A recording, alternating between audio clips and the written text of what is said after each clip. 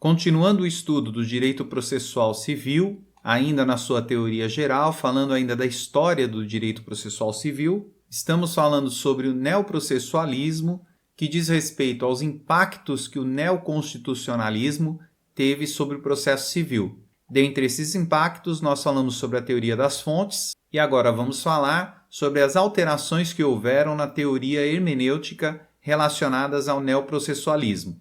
E essas alterações realizadas na teoria hermenêutica podem ser observadas diretamente no texto do Código de Processo Civil, em seu artigo 8º. E ele afirma que, ao aplicar o ordenamento jurídico, o juiz atenderá aos fins sociais e às exigências do bem comum, resguardando e promovendo a dignidade da pessoa humana e observando a proporcionalidade, razoabilidade, a legalidade, a publicidade e a eficiência. E para que isso fosse aplicado ao direito processual civil, a jurisprudência, que era entendida como texto normativo, passa a ser entendida como norma jurídica, passando logicamente a ser fonte do direito.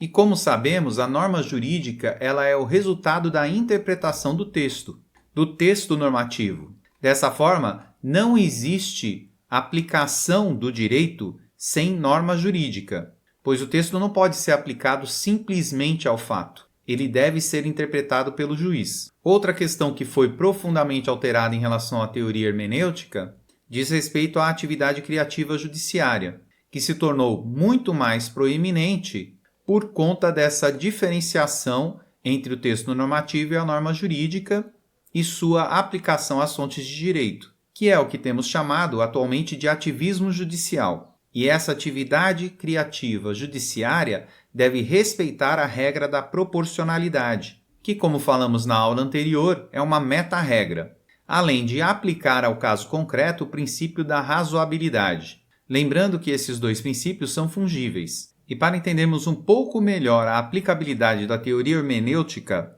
em relação a essas alterações que foram realizadas e incorporadas a essa teoria, vamos analisar isso em um quadro esquemático. Temos que um texto normativo, em regra, é criado pelo legislativo. Após ele ser criado e inserido no ordenamento jurídico, para que haja sua aplicação no fato concreto, deve haver uma interpretação. E isso não é uma coisa nova, é uma coisa antiga. Sempre houve a necessidade de interpretação do texto normativo, mas a forma como era realizada essa interpretação, ela foi alterada. Antigamente, os juízes faziam a interpretação do texto normativo pela lógica formal, aplicando o texto normativo ao fato concreto. No entanto, o texto normativo deve ser interpretado atualmente através da lógica do razoável. Por meio de uma atividade criativa judiciária, o juiz interpreta o texto normativo de forma justa e efetiva, criando a norma jurídica, que é o texto normativo recriado para o caso concreto. Lembrando que o conjunto de decisões em igual sentido desse texto normativo cria a jurisprudência. No entanto, o texto lido no artigo 8 do CPC deixa claro que essa interpretação não é livre. Ela, além de ser justa e efetiva, deve conter alguns elementos que são fungíveis entre si. Esses elementos para a interpretação da norma jurídica são o princípio da proporcionalidade stricto sensu, que é o Procedural Due Process of Law, além do princípio da exigibilidade, também conhecido como Substantive Due Process of Law, ou princípio da necessidade, e o subprincípio da adequação, associado ao princípio da razoabilidade, que diz respeito à moderação da caminhada entre o princípio da proporcionalidade e o princípio da exigibilidade, tendo dessa forma uma aplicação intermediária. Dessa forma, ele modera a aplicação do princípio da proporcionalidade stricto sensu e o princípio da exigibilidade, evitando excessos na aplicação do direito.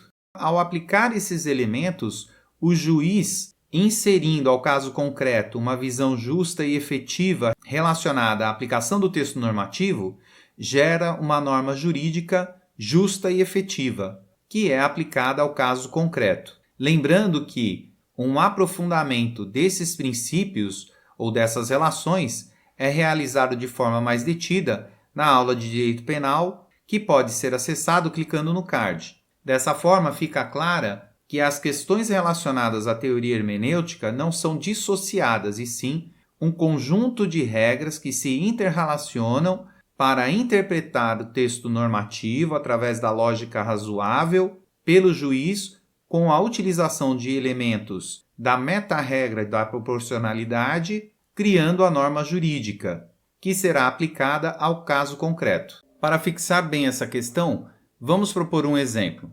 Vamos supor que na entrada de um hospital tenha essa placa, que informa que é proibida a entrada de cachorros. Pela lógica formal, somente cachorros estão impedidos de entrar no hospital. Dessa forma, se você entrar com uma girafa, não vai estar infringindo a lei. No entanto, pela lógica do razoável, a questão da entrada de cachorro diz respeito à higiene.